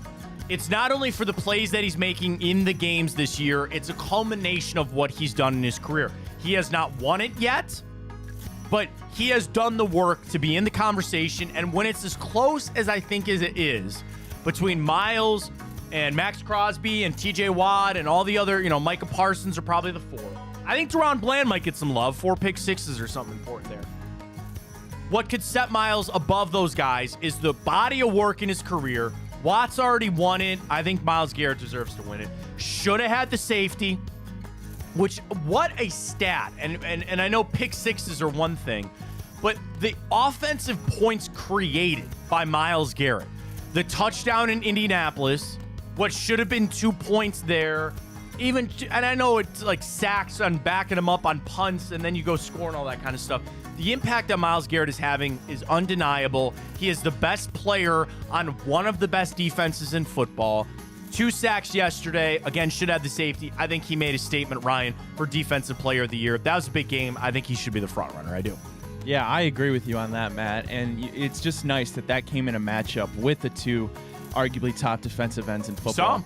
They went head-to-head, and clearly, no doubt about it, Myles had the better game. Yeah, TJ Watt had the 1 sack, sure, but you are so right on in that statement there that you won that matchup. They don't play against each other, but Myles Garrett won the matchup against TJ Watt yesterday, without a doubt. Number 2 on the good, the defense stepped up when you needed them to. Now, there's some things on the defense that I'm going to bring up on the negative side of things on the bad, but Obo Okoronkwo getting a nice sack.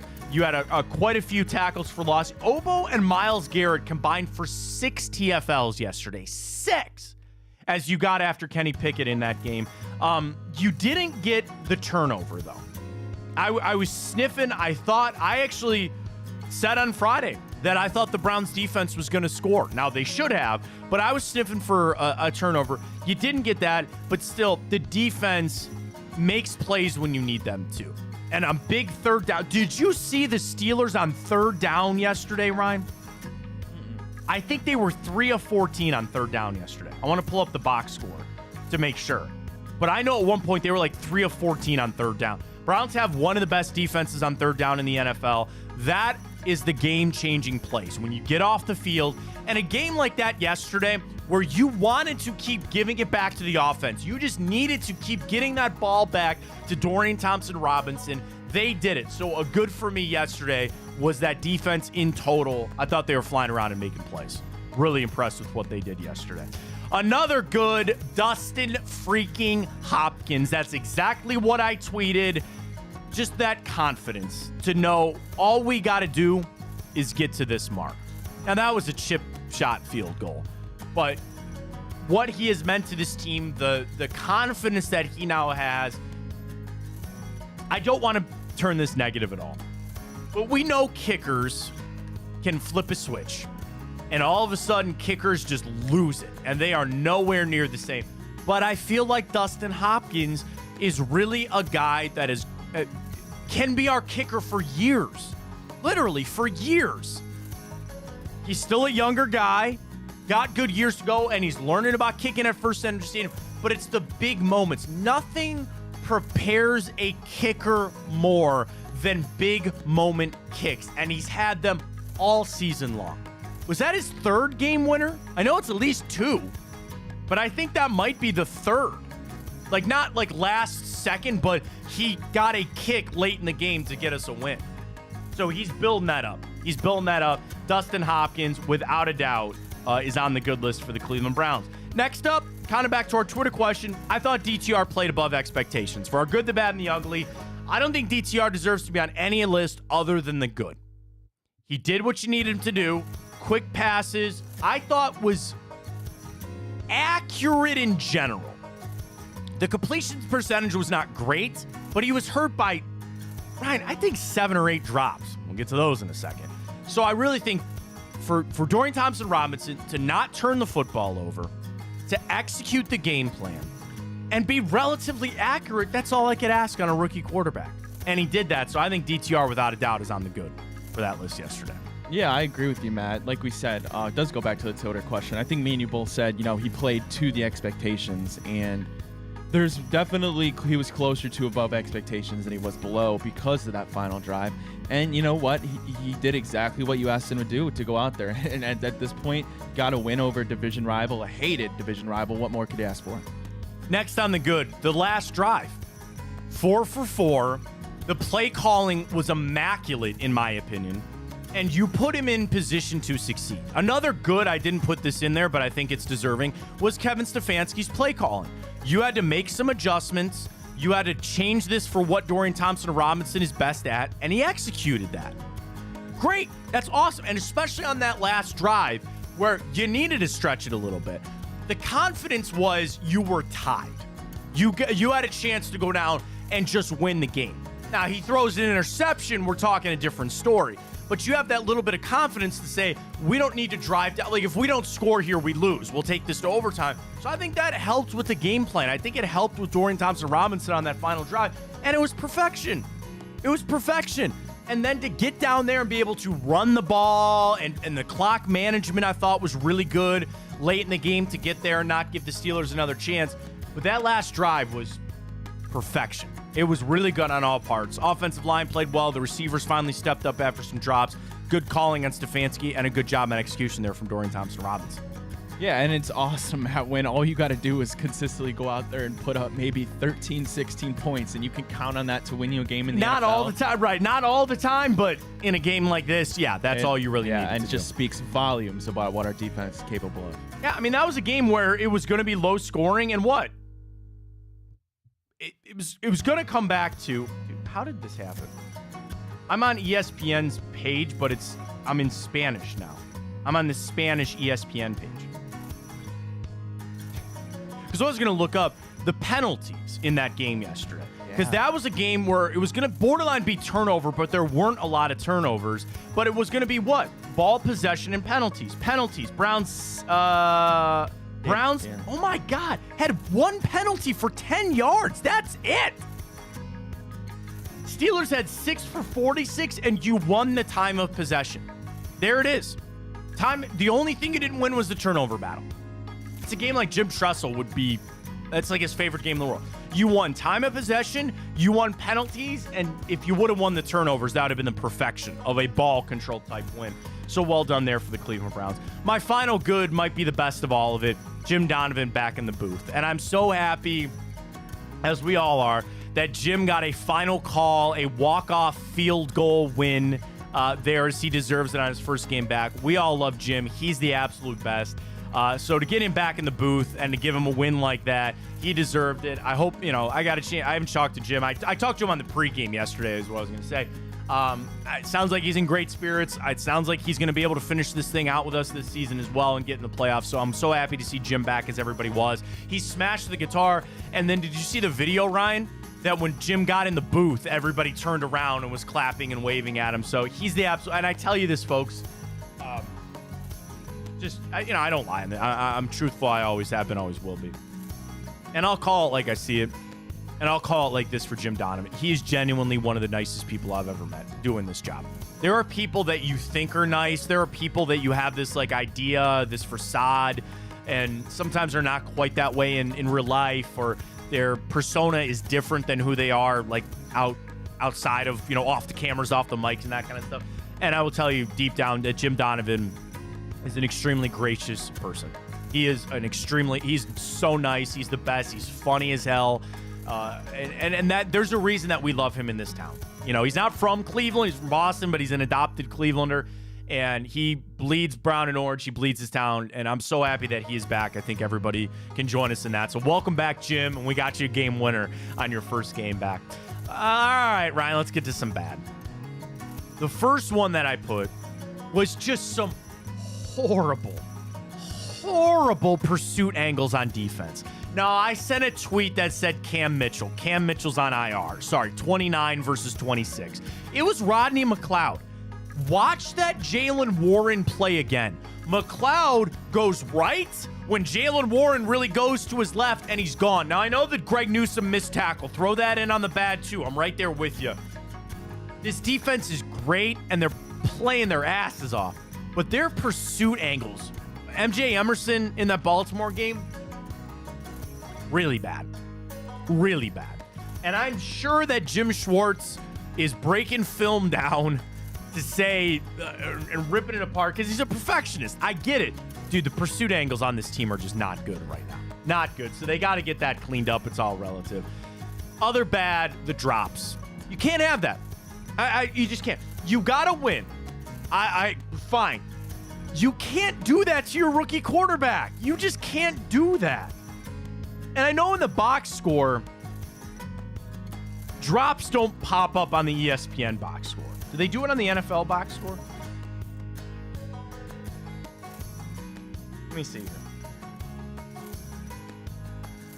It might be on Pro Football Reference. I want to know actually how many that they gave the Browns on that game. So, let me find it. 19th. All right. I'm into the box score on Pro Football Reference. Because I would have to say, Ryan, it had to have been 8. Like, it had to have been at least 8 drops. One of them was a touchdown with David Njoku. Moore had one. Like, it was like an epidemic yesterday. Everybody had the drops. And you got the win, which is fantastic. You can't do that to Dorian Thompson-Robinson moving forward. Or Browns fans, man, because I about had a heart attack on half. I got nothing because my internet sucks. Do you have the box score? I'll do some digging. I'm trying to find it. Yeah. Anyway, the drops are inexcusable. You can't have that. I'm sure they'll clean it up. To the ugly side of things, of the good, the bad, and the ugly, number 1, terrible towels. Shout out to you Browns fans yesterday. I didn't see a lot of Steelers at that game. And I come from a time where I've gone to Steelers games, and there's been more Steelers fans than there have been Browns fans. Well done to Browns fans. You showed up. I don't know if I quite get into the don't sell your tickets to this fan or that. If you have tickets and you're a season ticket holder and you sell some games, it's your tickets. You can do what you want with them, okay? But Browns fans showed up for that game yesterday. I didn't see a lot of Steelers. I didn't see a lot of terrible towels. They're always been ugly. They always will be ugly. Wipe your rear end with them. And the final thing for the good, the bad, and the ugly, our final ugly, Kenny Pickett playing quarterback. Holy God, is he bad. He is so not good at the quarterback position in the NFL. I take a lot of joy in saying that because I'd love to watch Pittsburgh just be in futility for the next 5 years as they go try to find another guy. Don't really know what they saw in him when they drafted him. I know last year, at the end of the year, like the last, 8 games of the season, he played to a top 10 quarterback level. Matt Canada seems to have his head back up his rear end. Those are all their problems. About time the Steelers had some problems of their own. But, dude, Kenny Pickett, sailing passes. Allen Robinson, who, of course, I said the corpse of Allen Robinson on Friday, picked up a big first down for the Steelers in that game. But, Pickens, I don't know why they just don't run Jalen Warren. They're trying to maybe get something out of Najee Harris. That offense stinks, but it's led by Kenny Pickett. He's not good at all. And that's part of the reason why yesterday I was happy with the Browns' game plan. Go ahead, give Kenny Pickett the ball. There was no point in that game that I was worried about them driving down the field to get touchdowns. So you can play that. Good, punt it away. Give it to him. We'll go out there and play defense. And was that the best game the Browns defense played? Probably not. It was damn good, but it's all relative. I expected that game and needed that game against Kenny Pickett. He's not good. He's bad. He's really bad. So let's recap the good, the bad, and the ugly. On the good, Myles Garrett made a Defensive Player of the Year statement. Number 2, defense played well, stepped up when he needed it. Number 3, Dustin Hopkins. Number 4, DTR. I think he played above expectations a little bit yesterday. Number 5, that last drive was perfection. Play calling, DTR. You caught the passes. Well done. And number 6, Jim Donovan, back in the booth. Those are all the good. The 2 bads, bad angles on your pursuit tackling there from the Browns defense, and the drops. So you have one for each side. Drops on the offense, some bad tackling, poor pursuit angles on defense, and the ugly. The terrible towels, and Kenny Pickett playing quarterback. There it is on a Monday, the good, the bad, and the ugly. And I think we're going to repurpose that. If you missed the segment, you can go back and watch it on our, where are you going to put that? YouTube? We're on Twitter. Twitter. Where it is. Where can people find us on Twitter? Then you can find us at Matt Fontana Show. Thank you very much. All right, let's catch our final break of the morning. When we come back, we're going to dive back into the Browns a little bit. We'll get to our bets with Tipico for tonight on Monday Night Football. I told you, I got a stat about Super Bowl rematches the following season. It leans heavy one way. Which way? I will tell you when we return. But get signed up for Tipico, folks. A brand new code. And I sent that out this weekend. Because really, frankly, we all love Tipico here at Big Play. It's the betting partner for us here across the network. Everybody bets with Tipico. And the new code is Big Play 200 is the brand new code. So you even get more bonus bets when you sign up with Tipico today. But what I love, and I know, I know Nick and Dave do this a lot, Big Play, Big Bets, presented by Tipico here on the channel.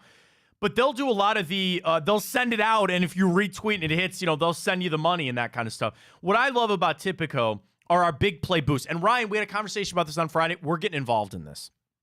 Can we do this for tonight? You want to do it tonight? I'd love to. Can we send a big play boost for tonight? All right, we're going to do that when we return. Ryan and myself are going to create the Fontana Show big play boost for Tipico tonight. Anybody got a prop? Send it to us right now. At Matt Fontaine 83, at Ryan Tyler 33. We'll pick a prop from the fans. Can you pull YouTube up for us, please, Ryan? Yeah. Comments on YouTube, tweets in the Twitter inbox. If you send us a prop, we will pick one. You want to do a 3-leg prop? I'll do one, you do one, the fans do one. Let's do it. Let's do it for tonight. We're going to get that up for you on Tipico. And what they always do, they take the boost, or they take the prop, or the parlay, and they'll boost it for you. Throw $5 on it, or again, do this. Sign up, folks. If you haven't done it yet, Tipico, code the Big Play 200. Get those bonus bets and get in. And if you're already playing with us along on Tipico, you know how great it is. I love the pre-made parlays. Really, I think they do a great job, too, of getting you some bonus bets from time to time. When you're betting and sometimes it doesn't go bad, they'll give you those protected bets. Tipico is the best. Sign up today. Download the app. Get in there. And really all the sports that you're going to do. This is across all the board. Hockey, basketball, college football, NFL. I'm excited. Let's do that when we return. Let's get our props built up and ready to go for tonight. We'll send it over to Tipico. Download the app today. Use the code BIGPLAY200. We'll wrap things up on a Victory Monday, and we'll do it next right here on Big Play.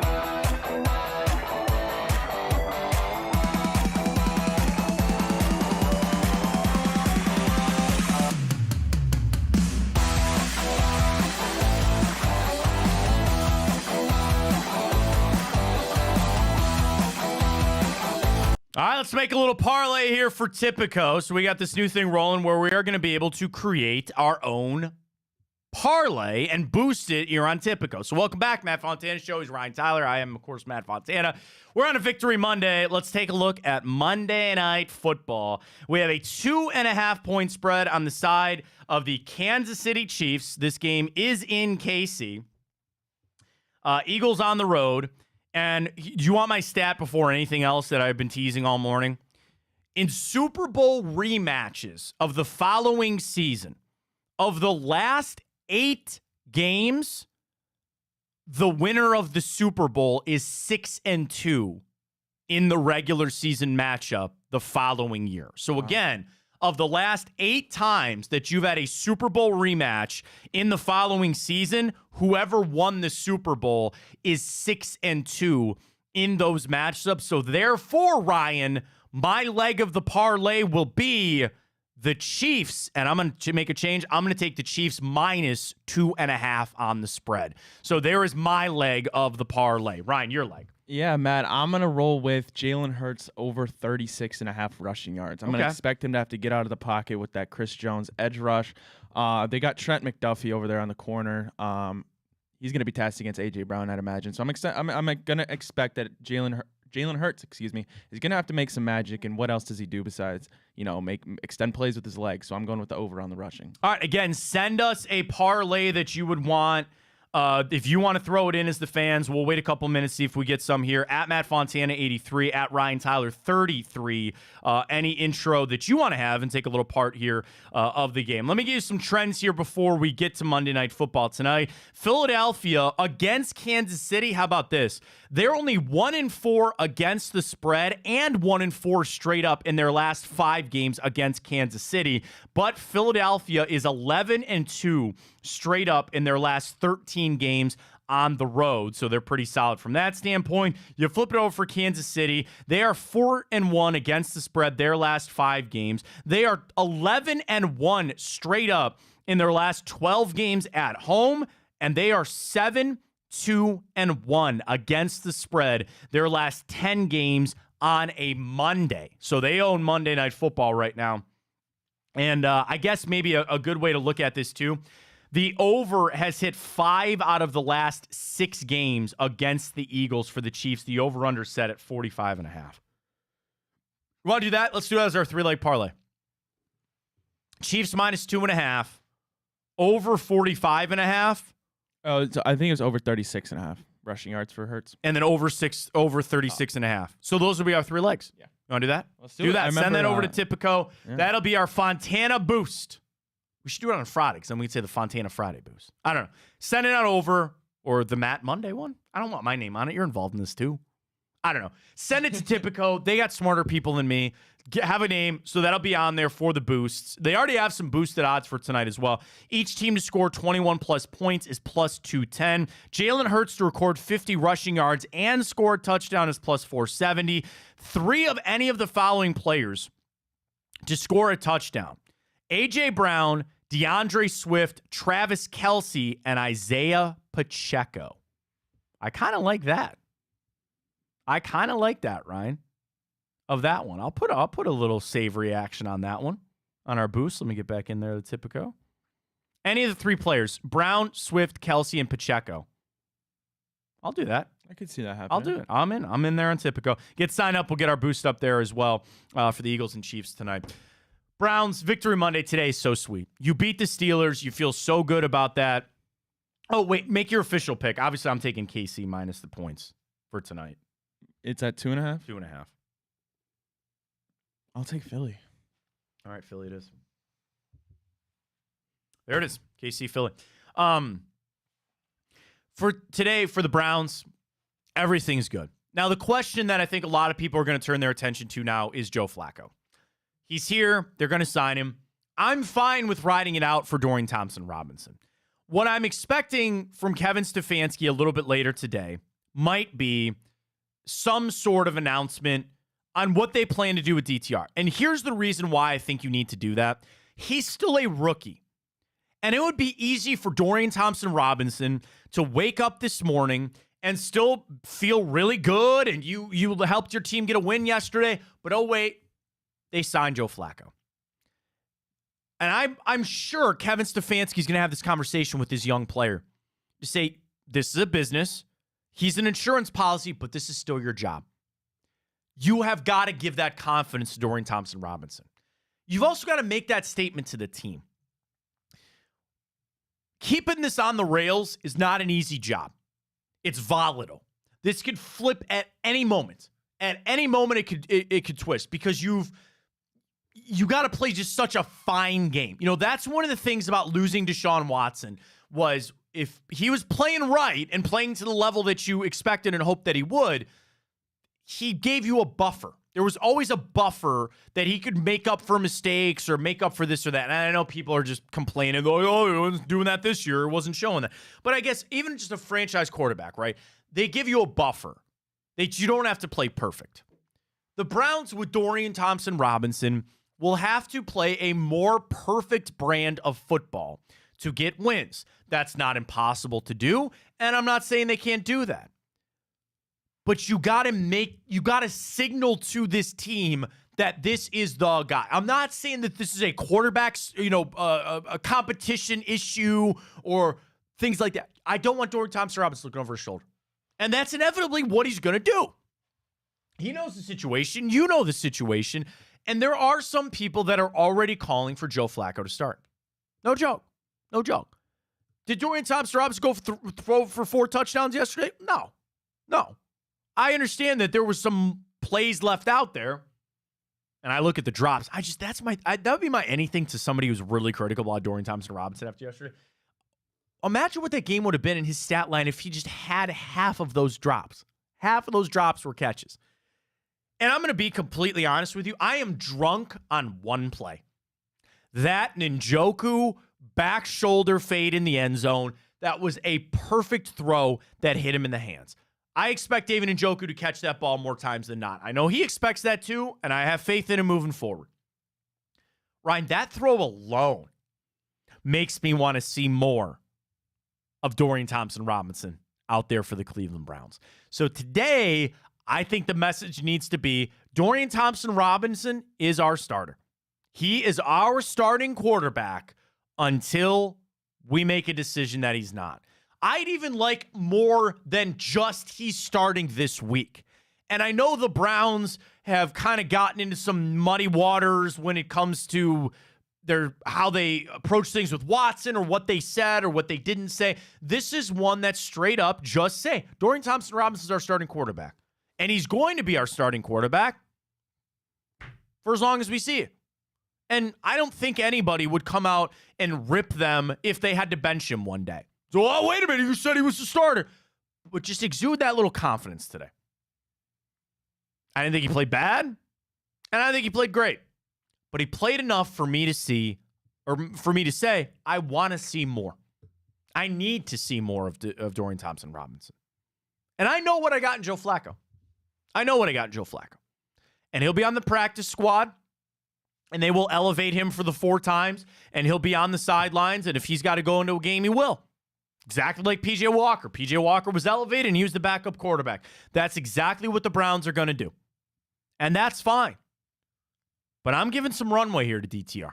I'm giving him a little bit of space. I say that to say for a couple of games. I want to see him against Denver, and then you got LA right after that. And they're going to stay out there on that trip, little getaway there for the team, which could help some of the bonding stuff. But even just the progression, right? You saw how much better did DTR look from his Baltimore game to this one? A lot. Okay. Now I expect even more to pile on of that improvement each and every week, each and every game for DTR. Again, to a point, I think you keep starting him until the wheels really fall off. That's tough to say as a playoff contending team. Because if he goes out there and really stinks up the joint against Denver, well, we'll have a different conversation come Monday after Thanksgiving. I get it. But how far are you willing to go, Ryan? Are you just this weekend for Dorian Thompson-Robinson? Or are you ready to put a stamp on it to say he's going to be our starter for a while? Yes. So, I mean, you can look at it a multitude of ways. One being, I want DTR to be the full-time starter the rest of the season, in the sense that we're hoping every game he's going to be progressing more and understanding that learning curve from UCLA to the NFL. And by the time we get to the playoffs, he will be hands down our best bet of maybe winning a playoff game. So I think there's that going for that going for you. And for the people who want to start Joe Flacco, I get where they're coming from as well, but I think when it comes down to it, leaving DTR in these spots, helping him learn and helping him grow and get better in his rookie year is really the only option here, because if you really want to try and get to the promised land, you got to get that ceiling there with DTR that's limited, that you're not going to have with Flacco at all. Yeah, and the comfort of Flacco is for the comfort of the fans. I think the people that are truly calling for it, they're asking because they're nervous. And the quarterback position here, just even with Watson, everything that's gone on, people have little PTSD with it, right? They get nervous about it, and then they say that, like, is Joe Flacco a better quarterback than DTR? That's a relative question. Better on maybe how the Browns are going to operate? Because think about this, okay? What's the best thing for Joe Flacco? Game manager, don't turn the football over, and he can kind of handle that situation. DTR did all of those things yesterday, and he gives me the element of being able to run and his athleticism and his arm strength. And the final thing, which maybe might be the most important, he has more of a future here than Joe Flacco. And I'm not trying to already talk about 2025 and beyond, but all of the needle is so pointed towards Dorian Thompson-Robinson. It is so pointed that way. Browns, anybody that wants Joe Flacco to start, I get where you're coming from. You want just the calmness. You want things to be just a little more calm and all that.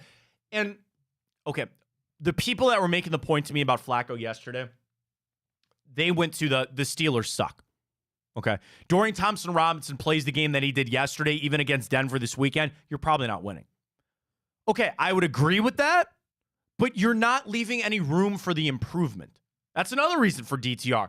I don't think Joe Flacco's got any room for improvement anymore. Pretty sure you got what you got. Ain't much improvement to be at 36 or 37 years old or however Flacco is.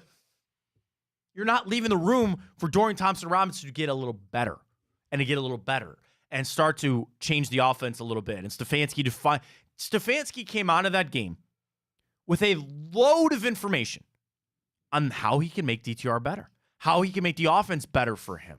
And that's another reason why I would love the Browns to just make the blanket statement, Dorian Thompson-Robinson's our starter for good. For good, to say we can change some things in this offense permanently, or at least for this season, you know what I mean? And again, I'm leaving open there might be the game that goes really bad. I'm just saying, I don't want this to be that, well, he's the starter for this weekend. No, I would say he is the starting quarterback for the Cleveland Browns for the foreseeable future. And depending how Sunday goes, depending how these other games go, that could change. That could change for a lot of quarterbacks in the NFL. But put it on DTR that he is the guy. I don't really, there's nothing about Flacco I want to see right now. There's nothing. He's break glass in case of emergency. And the Browns are in a position, I need Dorian Thompson-Robinson to get me 3 more wins. You have 7 games to go to get me 3 more wins. That's it. That's all I need. That's all I need. With a defense that's playing amazing, with an offense that, again, didn't really help him yesterday, they'll improve, they'll get better, and I'm putting a lot of stock in Kevin Stefanski to improve it too. Make some of those tweaks, make some of those changes, and we'll see where it goes. It's a great victory Monday. It always feels sweet when we beat the Steelers. And I think this is going to be a real important week for the Browns. This is an important trip coming up for them to get out to Denver. Then they're going straight out to L.A. Deshaun's reportedly having his surgery this week. We'll keep an eye out for that. Hopefully all good news on that front. Great to see Nick Chubb at the game yesterday. And, of course, so amazing to have Jim Donovan back in the booth. Hell of a weekend. Ohio State get a nice win. The Cavs capped it off. And, of course, the Browns, the pinnacle of it, taking down the Steelers. So a great week ahead. To let everybody know, we will be here tomorrow and Wednesday. We'll be off Thursday for the holiday, and we will not be in on Friday either. There's an idea floating around. We'll maybe do something special for Friday on some things. But we'll see. All of our other shows are still rocking. Chico will be here later today and then tonight. So again, Chico 12 to 2. Don't miss that. Victory Monday continues with Chico. But then tonight, you got Hanford, You got Blake and Greg Williams to come get some, and you got the Reflog show coming up all tonight, all across the Big Play platform. So again, the easiest thing to do, go to Big Play on Twitter, and we retweet all of the shows. All the shows have individual Twitter accounts, so you can follow us there. But the easiest place to find, like, just all together is Big Play. YouTube channels as well, up on Instagram. We got the Facebook, and we're rolling on iHeart as well. Download the iHeart app, search Big Play. You get our show, the replay of everything, all that you need for a beautiful Victory Monday right here on Big Play with the Fontana Show. No bracket this week just because we'll be short a little bit. I guess, I don't know, I'll leave it up to you. Do you want to do, like, Thanksgiving food? Stuffing will run away with that, will it not? I would vote for stuffing. All right, you want a little teaser for tomorrow for 2 for Tuesday? There will be a stuffing question. Okay. Overrated or underrated? That'll be one of our 2 for Tuesdays tomorrow on the show. It's stuffing. Because it's delicious. I love it. There are some people out there I know that don't love it. But nonetheless, that'll be our 2 for Tuesday tomorrow. So that's when we'll talk to everybody next. We got some nice guests lined up for this week as well. So we'll let you know how that goes. And then we'll get to... I kind of want to have Sunny Wednesday. Talk about it. We got to make our wager for the Ohio State-Michigan game. So we'll reach out. We got you locked and loaded these for the next couple of days as we're kicking off the holiday week with a Victory Monday edition of the show. Appreciate everybody joining us this morning. You need the show replay, go back at Matt Fontana Show. I'll retweet it at Matt Fontana83. Ryan is at Ryan Tyler 33. Chico coming up in an hour, 12 to 2. Big Play everywhere you need it. What you got? And a Victory Monday for Ryan Tyler. I am Matt Fontana. And as always, take it easy.